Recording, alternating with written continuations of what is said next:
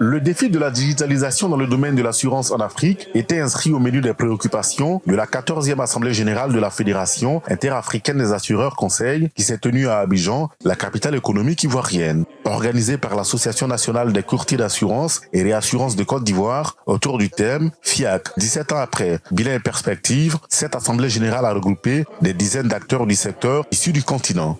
La place réservée à la FIAC et le rôle qu'elle a joué lors des États généraux de l'assurance, ici même à Abidjan, confirmait ainsi la volonté réciproque des parties de consolider cette coopération.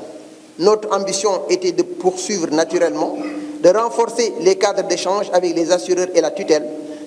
Creuset de rencontres et de prise de décision pour les courtiers et assureurs, cette tribune a également vu la présence des membres de la Fédération des sociétés d'assurance de droit national africaine. Leurs représentants a affirmé que le secteur est porteur en terre ivoirienne. C'est peu dit que la FANAF sera très attentive aux résolutions qui sortiront de la présente Assemblée générale, qui se veut un bilan rétrospectif en vue de dégager des perspectives d'avenir crédibles pour être à la hauteur de nouveaux défis de l'industrie africaine des assurances. Représentant le ministre ivoirien de l'économie et des finances, Karabona Mori a indiqué que malgré les progrès enregistrés ces dernières années, bien d'autres défis sont à relever dans le domaine de l'assurance en Côte d'Ivoire et partout en Afrique.